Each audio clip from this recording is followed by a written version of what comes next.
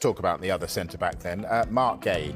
What about his situation, Asmir? Because what's he got, Mark? 1 year left on his contract? 1 year left on his Palace contract. So what does he do? Does he go to the champions? Does he stay with Palace? Given that if he goes to Liverpool, he might not play all the time. Again, I think if the option to go to Liverpool is there, the appeal of going to the champions and one of the biggest clubs in the world is incredibly difficult to pass down. And I know there's been talks of him moving on before. I think it's been an absolutely incredible servant to Crystal Palace. He's won him now 2 trophies.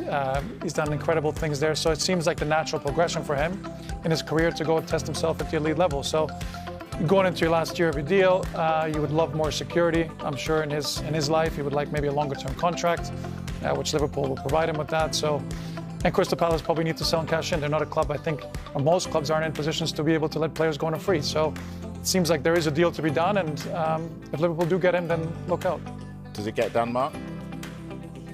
Asmir's made a really important point. Mark Gay wants to play, needs to play. You don't go from being a Crystal Palace captain, being the first name on the team sheet week in, week out, to being on the bench, even though it's a much bigger club and an opportunity to win silverware.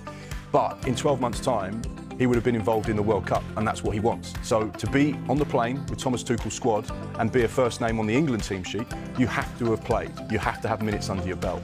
He goes to Liverpool, there may be a question mark. Does he get in ahead of Ibrahima Konate and Virgil van Dijk? Is he going to get the minutes? Is he going to play? And that will be his thought process ahead of making this move. The Crystal Palace stance is, we don't want to sell our captain on the cheap.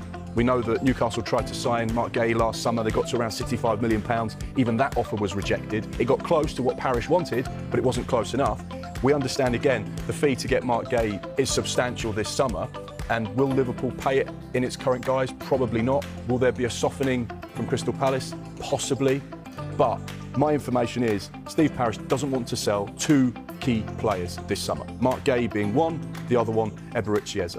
And you have to look at that and say, whose need is more desperate? Spurs to get Eze in or Liverpool's to get Gay in? And I think that might answer the question. Yeah, OK. Well, we know that Liverpool want Gay. We also know at the other end of the pitch, they have been linked with Alexander Isak. And Arne Slot told us today he wants at least one more.